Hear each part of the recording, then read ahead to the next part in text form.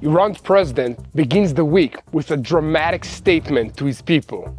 They need to close shops and prepare for war.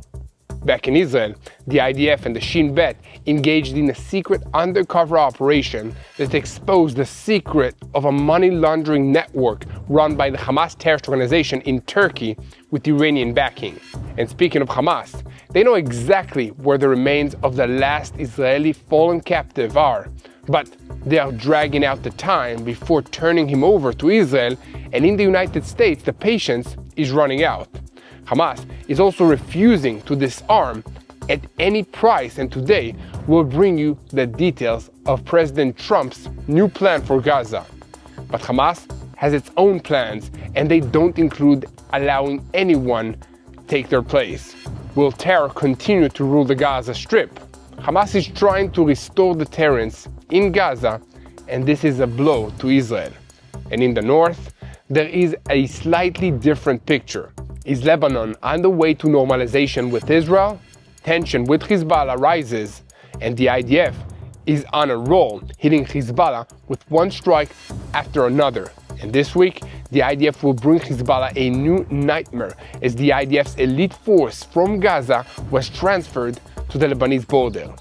President Trump also has a plan for how to develop this border after the Riviera in Gaza plan, but there's a few things that have not yet been sorted out, and Israel might have already opened up a new front against Hezbollah.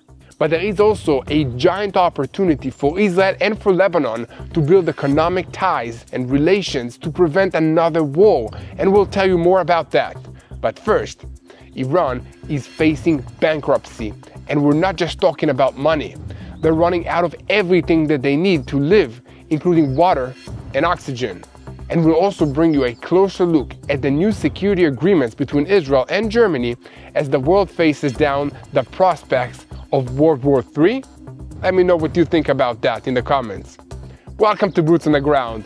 I'm your host, Yair Pinto, bringing you all the truth about what is happening here in Israel. So let's go over the headlines of the last 24 hours before we dive into the details. According to the IDF spokesperson in Arabic, documents of the Hamas terrorist organization were exposed this week, indicating that Hamas operates a network of Gazan money changers in the heart of Turkey under Iran's direction to transfer hundreds of billions of dollars straight to Hamas and its senior officials.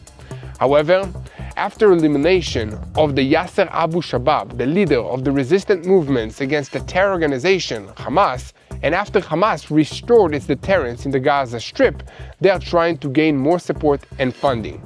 Today, it reaps another achievement and inflicts another blow on Israel as it keeps playing games and assumes that everybody is stupid. For instance, Hamas is willing to discuss freezing or storing its weapons inside the Gaza Strip, but not disarming. In general, the terrorist organization has made it clear that despite what it agreed in the ceasefire, it does not plan to abandon its weapons or to allow an international force to enter the Gaza Strip. In the United States administration, we can begin to see that they are giving up on pushing the original plan and looking for an alternative that would leave Hamas in control of large parts of the Gaza Strip. But will Israel agree? And beyond that, after the last fallen captive is returned, Israel will need to move to phase B of this original plan, but there are already quite a few disputes on the table. Qatar and Turkey, who put everything on the line for the destruction of Israel, want to prevent Hamas from being disarmed, and Ankara enjoys backing from elements in the Trump administration who wanted to have a presence in the Gaza Strip. The composition of the international force is also far from being agreed upon, and these are the key points that will come up in the Netanyahu-Trump meeting in the White House later this month. And meanwhile, tensions remain high on the border with Lebanon after the IDF destroyed Hezbollah weapons and ammunition depots. Unfortunately, Lebanon is still bound to Hezbollah and to the conditions of the Arab consensus and far from normalization with Israel. Furthermore, Lebanon is willing to discuss economic cooperation, but it does not bring it closer to normalization with Israel, and Hezbollah's control of the political system and the Arab conditions for a Palestinian state continue to block any kind of progress in that direction. But in the Trump administration, they see it differently, as a White House source revealed this week that President Trump is prompting an initiative to establish an economic zone in southern Lebanon as a solution for stability and to reduce threats against Israel from Lebanon. However, a Lebanese official declared that this is a project that is not practical on the ground. And further afield, against the backdrop of Western assessments that a direct confrontation between Israel and Iran is a matter of time, Iran's President Masoud Pezeshkian issues a dramatic message to the citizens of Iran that they must close shops and prepare for war. They don't have enough water in Iran, but they seem to have plenty of missiles, and for the first time this week, Iran's armed forces demonstrated a combined attack of anti-ship cruise missiles and ballistic missiles. Experts in Tehran are focusing on the Qadr 380 missile, which has a flight range of 1,000 kilometers and an ultra-low flight profile. On the other hand, the head of Iran's Institute for Soil and Water Research warns that the land is nearing bankruptcy, and the country is in its 6th consecutive year of drought. Is anybody listening to this? And finally, we'll bring you an exclusive look at the security agreements between Israel and Germany, which are set to be expanded after deployment of an Arrow battery in Germany. The countries are expected to jointly produce interceptors for the Arrow system. The Germans have also raised requests to produce additional Israeli weapon systems. And the security cooperation also includes funding and is crucial going forward for Israel, so we'll bring you all the details of this arrangement very shortly.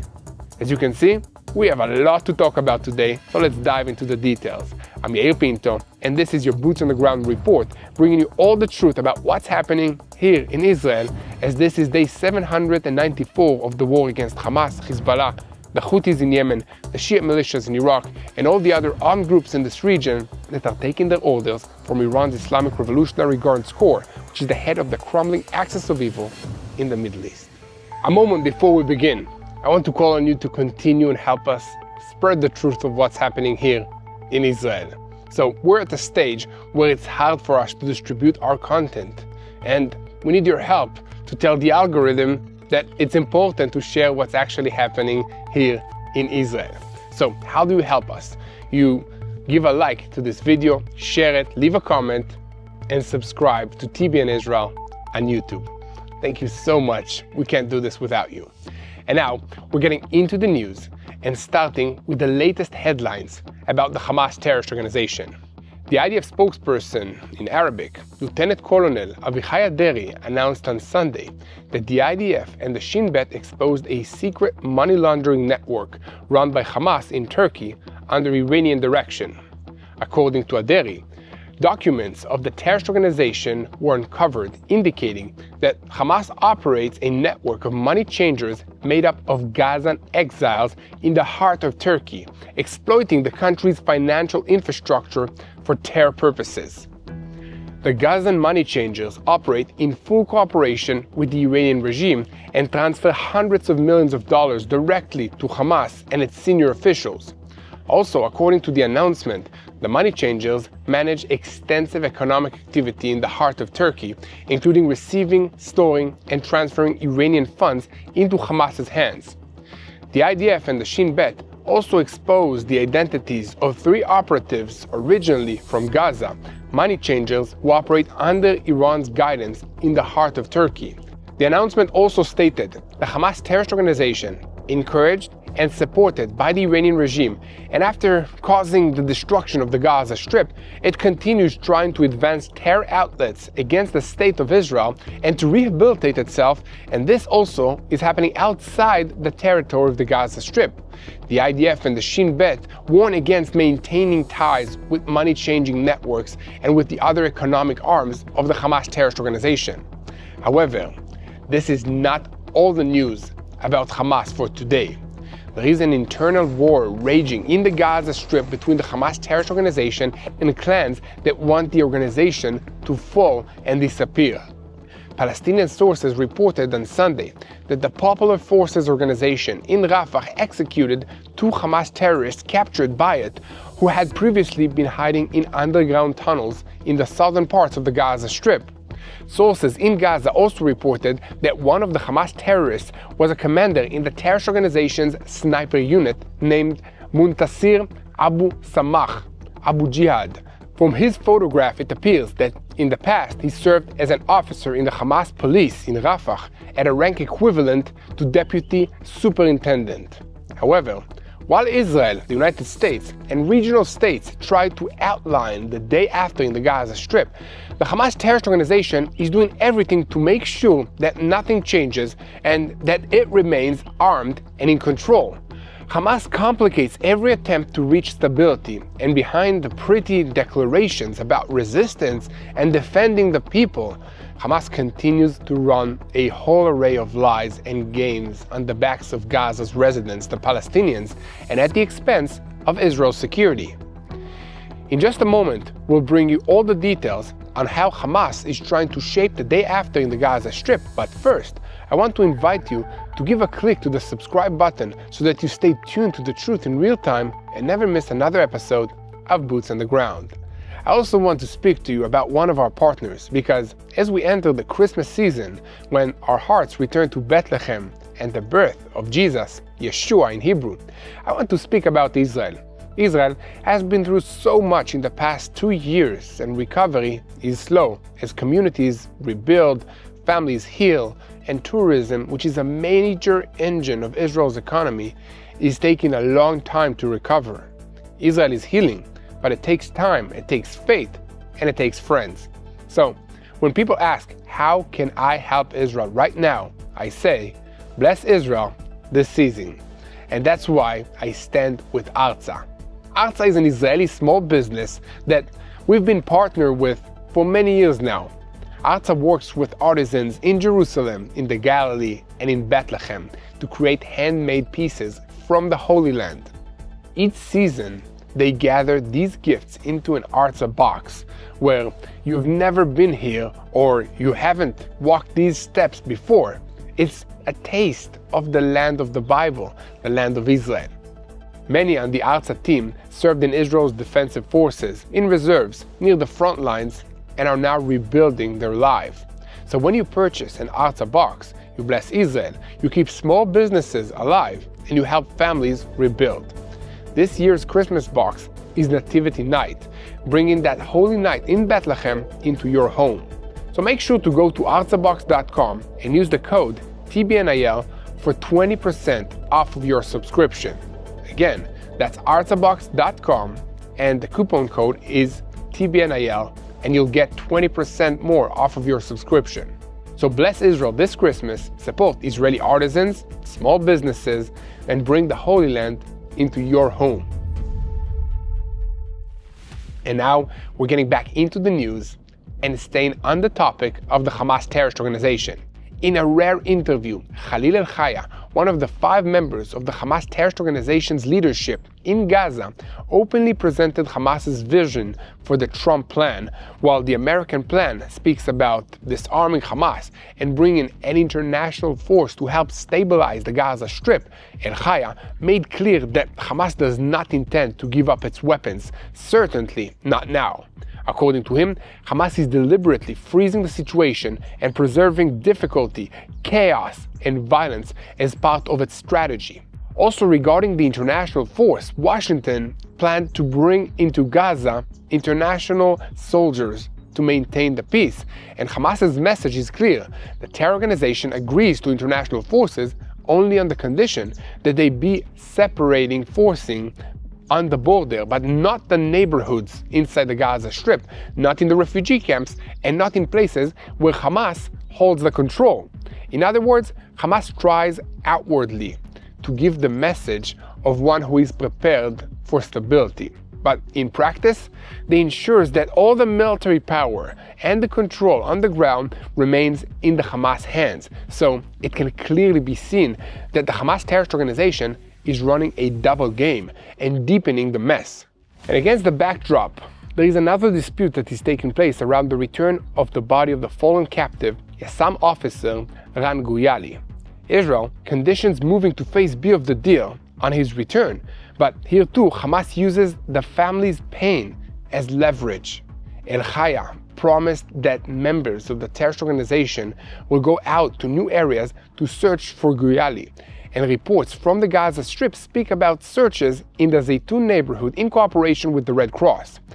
The mediators are pressing, and in Israel there is concern about a surprise by Trump and an announcement of moving to the next stage before the captive is returned to Israel and his family, as well as Hamas's consent to the terms of this deal. For its part, Hamas, instead of giving a clear answer, again, plays with time and with emotions, ruling out vague promises and preserving uncertainty. And here too, it can be seen clearly the Hamas terrorist organization is the one holding the keys and the pain and continues to use them as part of its political game.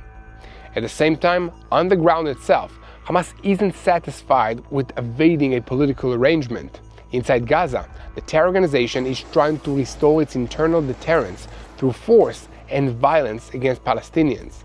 The assassination of Yasser Abu Shabab, a leading figure in an armed militia that cooperates with Israel to free Gazans from Hamas's terror, amongst other things in locating tunnels and Hamas fighters, became a warning sign to anyone ready to stand up to Hamas or to work with Israel.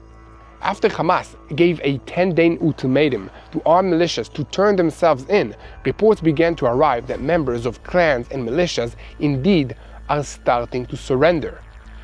One of the heads of the clans union in the Gaza Strip has already explained publicly that Abu Shabab's end is the result of a collaboration with Israel, thereby reinforcing the message that Hamas wants to embed.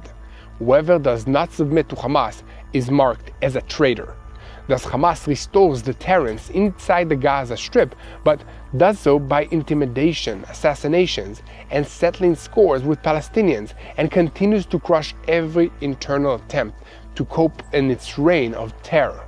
Instead of allowing Gaza's residents to find another path, the Hamas terrorist organization forcibly preserves a reign of fear, making it so that both the world and the Palestinians themselves will find it difficult to free themselves from the chaos that it is creating.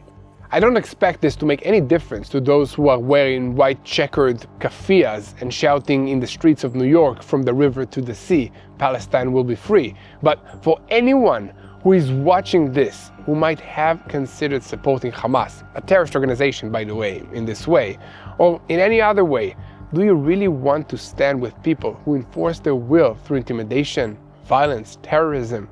Is this the way to support the Palestinians? Much less support justice in any meaningful sense of the word. Let me know what you think in the comments. And meanwhile, in the background of all of this, a complicated system of talks is taking place in Jerusalem, in Washington, Qatar, and Turkey about the day after in the Gaza Strip. And there too, Hamas is the focus of the dispute. Together, Israel and the United States built a 20-point plan that everyone signed on to, at the center of which is one clear principle: disarming Hamas. Yet in Israel, they warned that now Qatar and Turkey, those same countries that helped mediate the hostage deal, are actively working to prevent a situation in which the terror organization truly disarms. In the talks with the Americans, all kinds of compromises are coming out of the political echelons in Doha and Ankara. For instance, one idea is that Hamas will transfer its weapons to the Palestinian Authority, or that the weapons will be stored in warehouses under international supervision. On paper, that sounds moderate, but from Israel's perspective, and after October 7th, that is a red line. It's simply another way to circumvent the basic principle that not a single rifle, not a single rocket, and not a single weapons depots remains in the hands of the Hamas terrorist organization that could serve it in another round of fighting. Here too, behind the diplomatic proposals stands the same reality. As long as Hamas remains armed, it continues to control the situation, to lie to the world, and to make every attempt at an arrangement impossible. In Jerusalem, they warned that this is exactly the gray area that Hamas loves, a model that allows it to keep the weapons close to them. And the Hamas terrorist organization is an expert in world games and in lies. They can maneuver precisely where they want to be. They can say that they gave up, while in practice, they are holding the same military power that continues to threaten Israel, but also the Palestinian people in the Gaza Strip. And alongside this, Qatar and Turkey are also pushing a timetable convenient for Hamas. According to their proposals, Hamas will be able to continue holding weapons for about 2 more years, and only afterwards would the next step be considered. Israel, on the other hand, insists that the time for such a policy has long passed and speaks of a few months at most. In fact, Israel's message to the Americans is sharp. If disarmament is not done within an orderly agreement, Israel will be forced to do it itself, with all the military and all the regional implications. So to speak plainly, fighting in Gaza is likely to return within the next half a year if Hamas does not put down its weapons. And here too, in Israel, the root of the dispute is clear, and it doesn't matter if the world agrees to see the Hamas terrorist organization continue to rule armed on Israel's border. In Israel, they understand that it is impossible to preserve that same dangerous game and expect stability, and we will do everything so as not to return to the situation of 2 years ago when Hamas attacked us. Within this picture also enters the question of who will present in the Gaza Strip. After this war, who will lead it? In the American administration, there are elements like President Trump's envoy Tom Barak, who are pushing for a Turkish presence inside the Gaza Strip as part of the solution. Israel vehemently objects this because of its view that Turkey's President Recep Tayyip Erdogan is behaving as one who is trying to take from Iran the title of Israel's most extreme enemy. He hosts in Istanbul conferences for imams that are calling for Israel's destruction. Iranian funds are passing through Turkey to Hezbollah and to Hamas, terrorist organizations. And Turkey itself is ideologically identified with the Muslim Brotherhood movement, to which Hamas also belongs. So let us recall that the movement has recently declared a terrorist organization and outlawed in the United States of America. For Jerusalem, the meaning is clear. One who enables the flow of money and ideology to the Hamas terrorist organization cannot be the one supervising the day after in the Gaza Strip. This is yet another front where Israel is forced to explain to the Americans that the central problem, again, is the Hamas terrorist organization and the system that supports it. And here at TBN Israel, we will continue to simplify and to bring you the truth of what's happening here. I know it can be very complicated, but we're doing our best to give you daily updates of the situation so that you will know how to pray for the peace of Jerusalem. If you want to help us, make sure to like, leave a comment, share, and subscribe to TBN Israel on YouTube. Now, we are switching our focus to the northern arena. During an operation in recent days by the IDF 601st Battalion under the command of the 769th Brigade, an underground bunker and tunnel shaft that had previously been used by Hezbollah terrorist organization was located and neutralized. In addition, forces of the 300th Brigade destroyed another weapons depot used by the Hezbollah terrorist organization. The shaft and the weapons depot were destroyed and previously been part of Hezbollah's entrenchment and infrastructure in the southern parts of Lebanon, not far with the border from Israel. And during the war, the IDF forces found weapons in the shaft, including mortar bombs that were intended to be launched towards Israel. These are old infrastructures that are not active today, but their destruction was carried out in order to prevent the possibility of future exploitation. And the IDF will continue to act to remove any kind of threat to the state of Israel and to thwart attempts at rehabilitation by Hezbollah terrorist organization, and it remains committed to the understandings agreed between the state of Israel and Lebanon. Now, I need to explain something to all of you. The American dream for Lebanon begins like a colorful postcard with southern Lebanon as the new Riviera of the Middle East, including a seaside promenade, marines, hotels, factories, and a thriving economic zone adjacent to the Israel-Lebanon border that will bring money, stability, and shared interests instead of missiles, tunnels, and Hezbollah's murderous terrorists. This is the vision that the President of the United States, Donald Trump, is pushing behind the scenes to turn southern Lebanon from a front line of missiles into an international economic area that would lower the threat level to Israel and give a better quality of life to everybody. And according to the White House source, the goal is simple on paper. If residents of southern Lebanon profit from business, exports, and a new port integrated into the global trade routes, they will prefer stability over cooperation with terrorist organizations. Washington looks at southern Lebanon as a potential economic asset because of its strategic geopolitical location and the possibility to establish logistics and industrial zones that will attract Arab and international investments and turn the border with Israel from a battlefield into a trade corridor. But then, the reality of the Middle East arrives and knocks down all these wonderful Western dreamers. As long as southern Lebanon is controlled by extreme Islam, there will be no reconstruction and not even the basic infrastructure. So talking about a Riviera is disconnected from reality. The American initiative is mainly a tool to calm Israel so that it delays a broad military operation against Hezbollah, a step that would reshape Lebanon entirely, while on the ground the threat to Israel from the northern border remains as it was. And if you go down into Beirut and the Lebanese politics, you understand why. Despite a few new signs of diplomatic flexibility, Lebanon is still captive in Hezbollah's hands, the organization that holds the state hostage with Iranian weapons and the threat of a civil war. So to be sure, the internationally recognized government of Lebanon is making some very positive statements and making positive gestures. For instance, Lebanon's government has signaled to Israel and to the West that it is prepared to talk not only about the ceasefire, but also about economic issues and cooperation, and even agreed to include civilians in the committee supervising the ceasefire.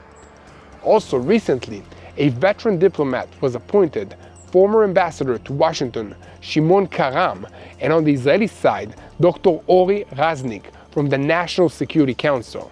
This looks like a step that heralds the possibility to one day speak of normalization. In practice, security officials in Israel clarified that these steps have taken less out of a desire for peace and more of an attempt to improve the atmosphere so that Israel delays the offensive it is planning against the Hezbollah terrorist organization, and to buy more time so that the government in Lebanon holds on. Here Hezbollah itself enters the picture, and the threat to Israel becomes more tangible. Hezbollah's Secretary General, Sheikh Naim Qassem, publicly raged at the appointment of a diplomat to head the Lebanese delegation and labeled the step as a free concession to Israel. He also brought up the Lebanese government's decision of August 5th to dismantle the weapons of the resistance and announced this would not happen without fighting by Hezbollah. Some of the organization's supporters went further and accused the government of betrayal. From Hezbollah's perspective, any direct contact between the Lebanese representatives and Israelis, even around the ceasefire, harms the monopoly that it wants to keep for itself, both on the weapons and on the decision of the war or peace with Israel. It is also quite clear that Hezbollah has no respect for the parts of the Lebanese population that see the internationally recognized government of that country as their representatives. In any case, a year has passed since the ceasefire with Israel was announced, but Hezbollah is keeping Lebanon from moving forward and is not giving up the rockets aimed at Israel's northern community.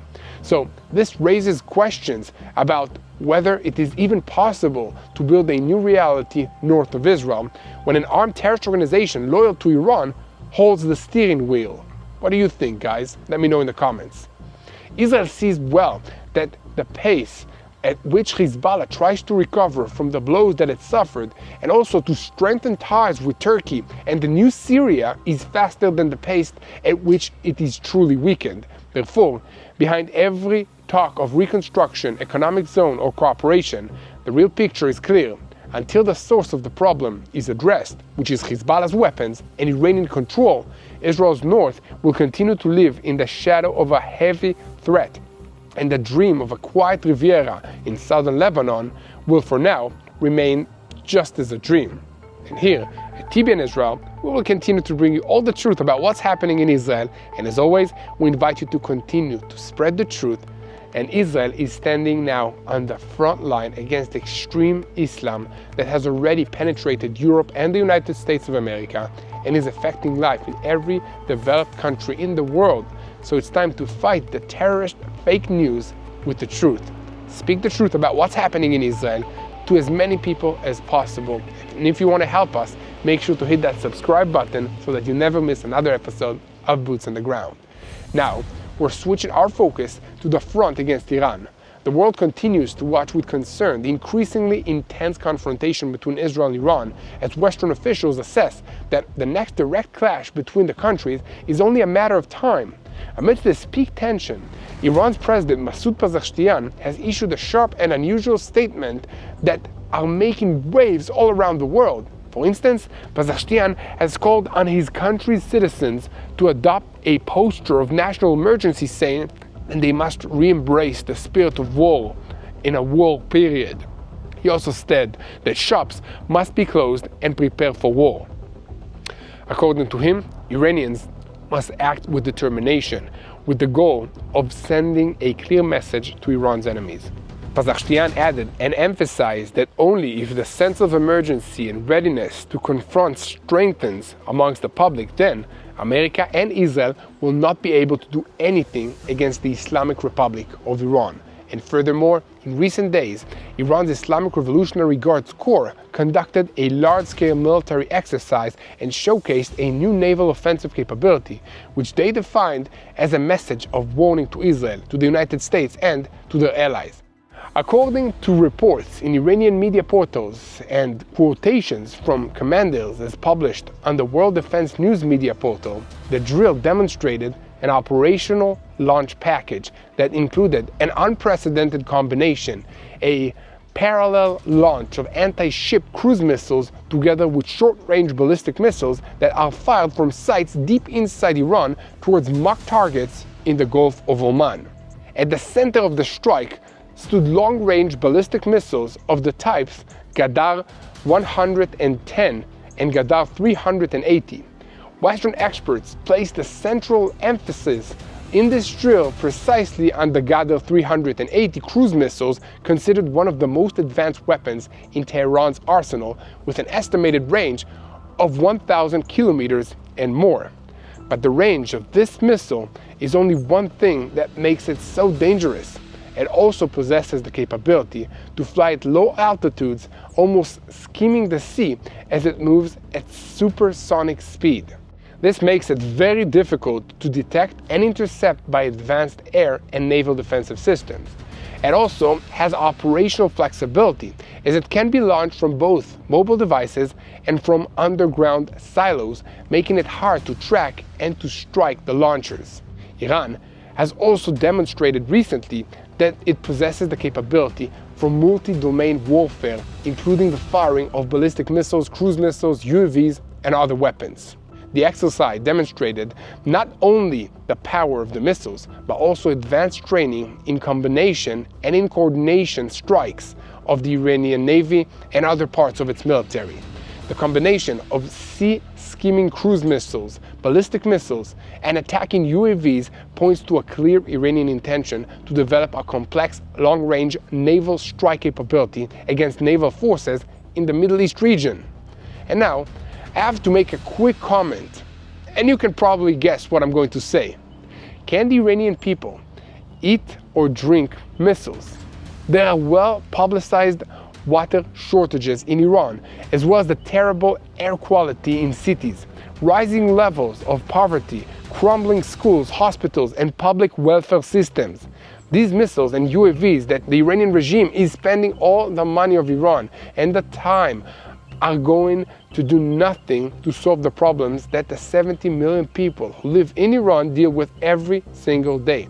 they're not going to do anything to cause serious problems for Israel or for the United States either, because we've got ways to defend against these weapons, as impressive as they might look when used in an exercise like in the one that the IRGC just conducted.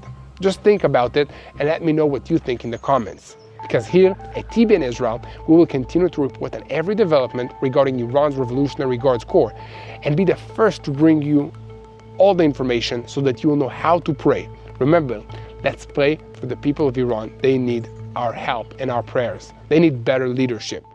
Now, after that hopeful note, we must turn to something less hopeful, but very important, because it seems that Germany and all of Western Europe are preparing for the possibility of war.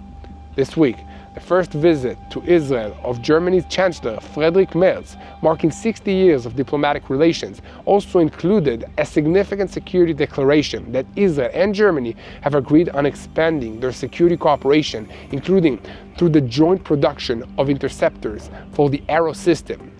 According to the understandings, the cooperation will also include German fundings, and it is defined in Israel as crucial for the continued strengthening of missile defensive systems and for ensuring the IDF's qualitative edge. Beyond that, a classified annex is attached to the agreement, according to which Germany will assist Israel in sensitive security areas intended to preserve its regional superiority. In parallel, Merz seeks to purchase additional weapon systems from the Jewish state of Israel, not only air defensive systems, deepening even more the strategic partnership between the two countries. And during the visit, Merz also met President Yitzhak Herzog, who called him a true friend of the state of Israel, and afterwards he met Prime Minister Benjamin Netanyahu. At the joint press conference, Merz called for a two-state solution and opposition to annexation, but emphasized that Hamas must have no rule in the Gaza Strip. Netanyahu replied that Israel sees it differently. It reminded that Palestinian bloc in Gaza already received its own entity in the Gaza Strip. And what did they do with it? They tried to annihilate Israel, and clarified that Israel will maintain security control from the Jordan River to the Mediterranean Sea. So I have two more quick news items to report to you. First, Israel is expecting a massive amount of rain this week, which we badly need. But there is the possibility of flooding in some places, especially up in the Galilee, so please be in prayer about that. Also, the flu season here in Israel has come early and hit hard, with more fatalities than usual, especially amongst children. So please be in prayer about this issue as well. That's it for today. Here at TBN Israel, we will continue to report everything that's happening here in Israel. And remember, this is a spiritual war. We need your help. We need your help in praying for the situation, praying for wisdom to our leaders, to your leaders, about what's happening in this region. Let's pray for the Iranian people to have better leadership than what they have. Let's pray for all the innocent lives that are affected by these terrorist regimes. Let's pray for the Palestinian people to have better leadership than what they have now. Let's pray for the US-Israel peace plan and future plan for South Lebanon and for the Gaza Strip to materialize. Let's pray for a real warm peace between Israel and Egypt surrounding economic cooperation and development. God can make all of that happen. Let's pray for the peace of Jerusalem. Thank you. Hello, this is Mati here in Jerusalem with TBN Israel. This is Yair Pinto from TBN Israel here in Jerusalem. TBN Israel is keeping viewers informed with Israel-focused news, culture, and what God is doing in this land. Support TBN Israel today online at tbn.org/Israel. Thank you.